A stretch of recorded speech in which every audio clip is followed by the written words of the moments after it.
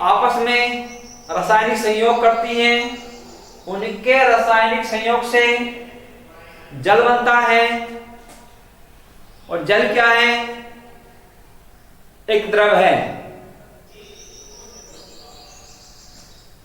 जल क्या है?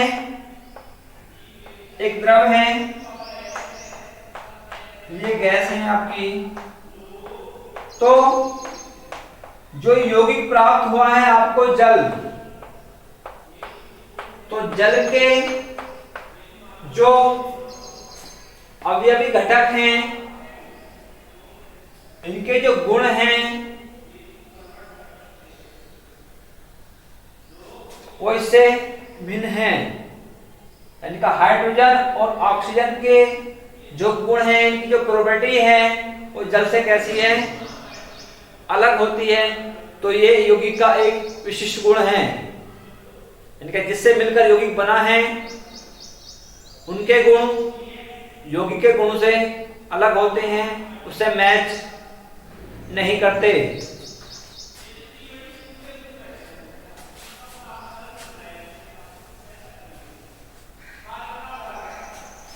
अगला यानी नेक्स्ट आता है आपका पृथक्करण।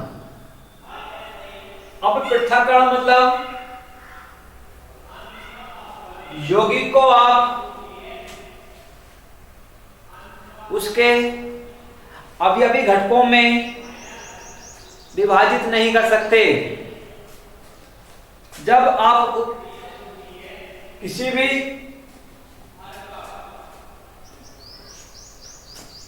भौतिक विधि के द्वारा, यानी कि जो भी आपकी भौतिक विधि होती है, उबालना, आसवन करना, छानना, निथारना, ये आपकी भौतिक विधियां हैं। इन भौतिक विधियों के द्वारा आप किसी भी यौगिक को पृथक नहीं कर सकते।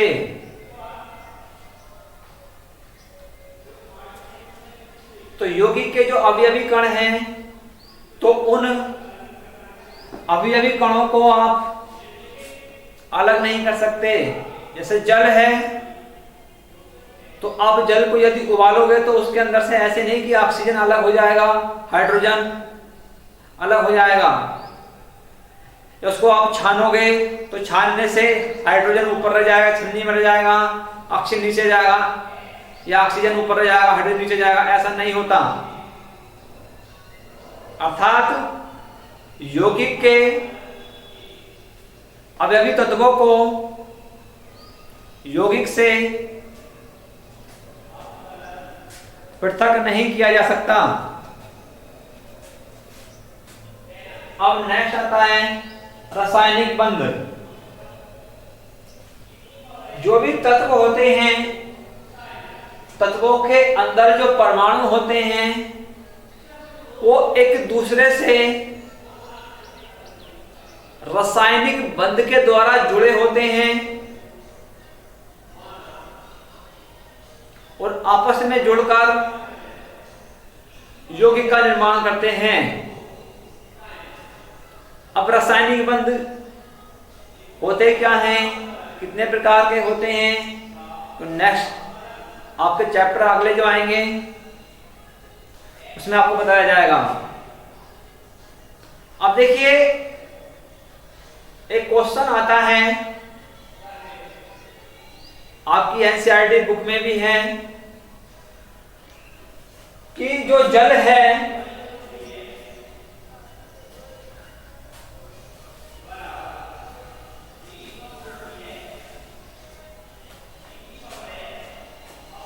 जो जल है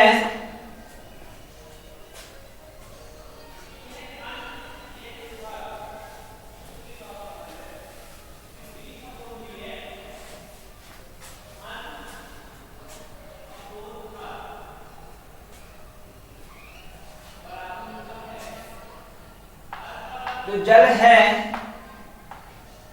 जल तत्व है, या यौगिक।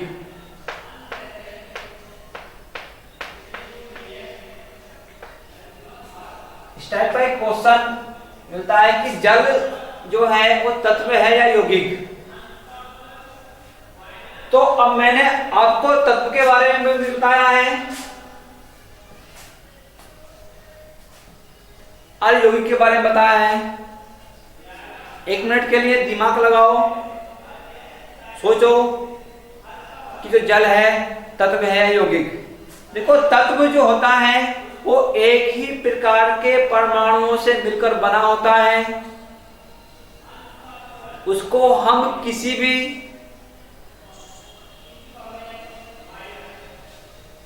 विधि से, चाहे वो रासायनिक हो या भौतिक हो, पृथक नहीं कर सकते।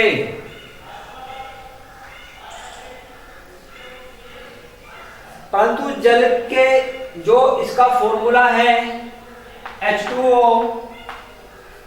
इससे पता चल रहा है कि जल जो है वो एक ही प्रकार के परमाणु से मिलकर नहीं बना हुआ है। यानी कि जल के अंदर जो परमाणु हैं वो हाइड्रोजन के भी हैं,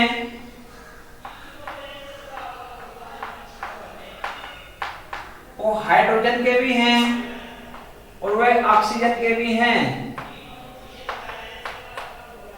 जल के अंदर जो परमाणु हैं वो हाइड्रोजन के भी हैं और ऑक्सीजन के भी हैं।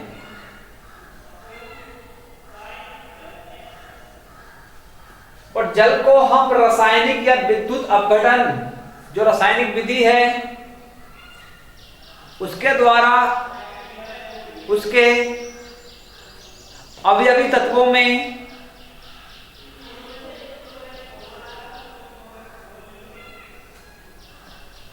पृथक कर सकते हैं। जैसे H2O, इसका जब विद्युत अपघटन करेंगे, विद्युत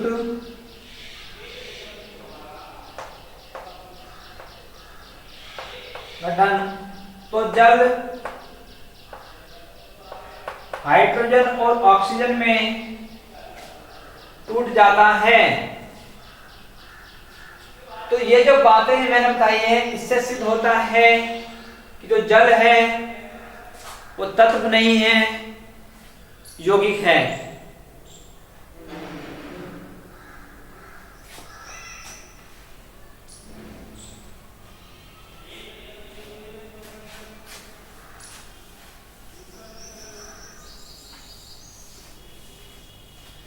यौगिक है।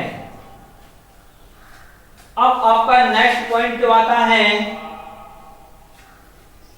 वो आता है तत्व और यौगिक में अंतर। इधर आप लिखो तत्व,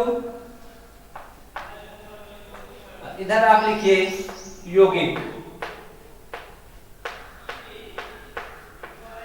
तत्व और यौगिक में अंतर यदि आपको इनकी परिभाषा समझ में आई होगी, इनके जो एग्जाम्पल बता दिए हैं समझ में आए होंगे, तो आपको इनका अंतर करना आपके लिए इजी होगा।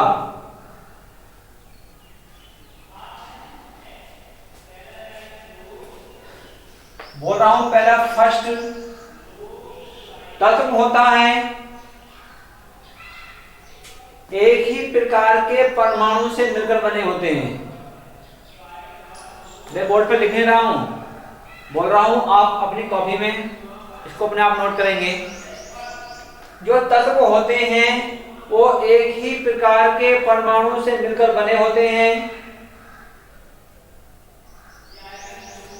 जो यौगिक होते हैं वो 2 या 2 से अधिक तत्वों के परमाणु से मिलकर बने होते हैं। पॉइंट नंबर 1 था। पॉइंट नंबर 2,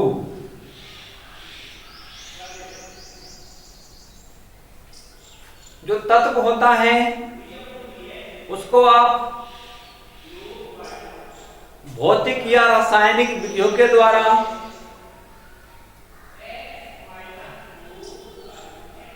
उसके अवयवी घटकों में विभाजित नहीं कर सकते।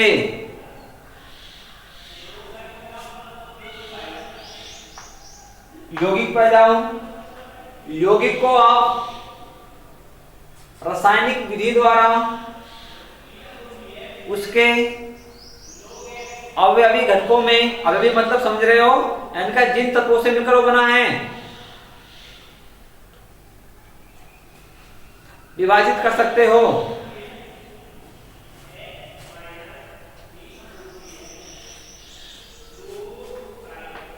तत्वों की संख्या नंबर 3, जो तत्व हैं वो अब तक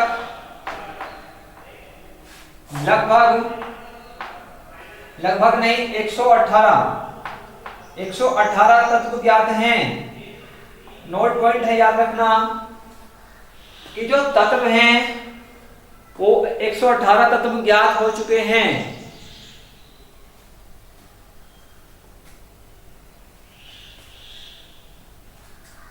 परंतु यौगिकों की जो संख्या है वो इन तत्वों से कहीं ज्यादा अधिक है।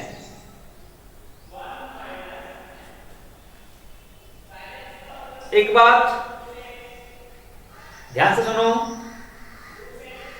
कि जितने भी आपके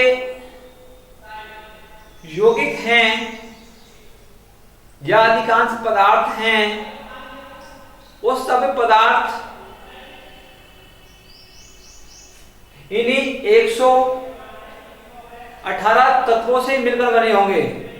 यानी 118 से बनेंगे, ऐसा नहीं है कि जैसे मैं देखो हाइड्रोजन, कुछ तत्व जो है, कुछ यौगिक जो हैं हाइड्रोजन ऑक्सीजन का बने हैं, कुछ हाइड्रोजन सल्फर ऑक्सीजन का बने हैं, कुछ कार्बन हाइड्रोजन ऑक्सीजन का बने हैं। तो मतलब इन 118 जो तत्व हैं उनमें से ही कुछ तत्वों से मिलकर आपस में संयोग कर जो जितने भी पदार्थ हैं अधिकांश इन्हीं से मिलकर बने हैं। नेक्स्ट पॉइंट,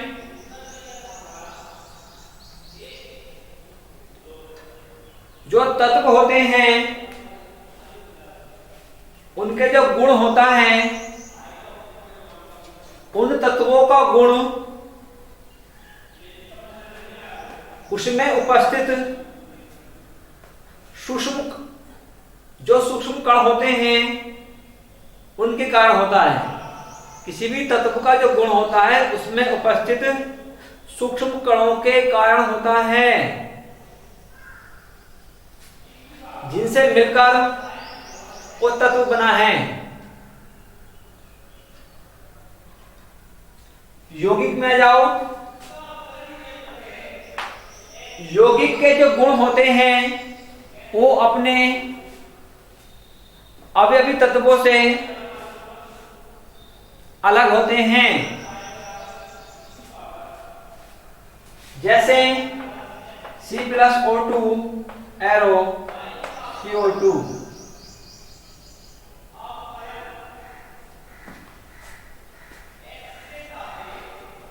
कार्बन और ऑक्सीजन मिलकर कार्बन डाइऑक्साइड बनाते हैं।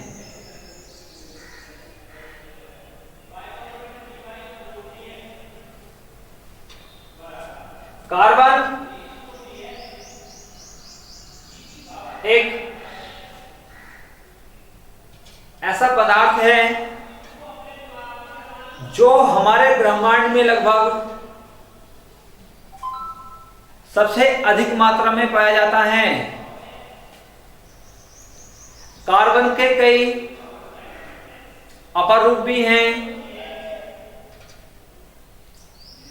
और जो कार्बन के यौगिकों की संख्या है सबसे अधिक है। एक किताब में लिखा है कि कार्बन के लगभग 10,000 से ज्यादा यौगिक ज्ञात हो चुके हैं। तो कार्बन और ऑक्सीजन से मिलकर आपका बना कार्बन डाइऑक्साइड। तो देखो कार्बन डाइऑक्साइड के जो गुण हैं, इसकी जो प्रॉपर्टी है वो कार्बन से और ऑक्सीजन से अलग अलग हैं, भिन्न भिन्न हैं। नेक्स्ट पॉइंट, जो आपके तत्व होते हैं जैसे लोहा, Fe, copper, Cu, hydrogen H, chlorine Cl आदि ये होते हैं, जबकि यौगिक CO2, H2O, H2SO4, HNO3 आदि। तो ये क्या थे तत्व और यौगिक में अंतर।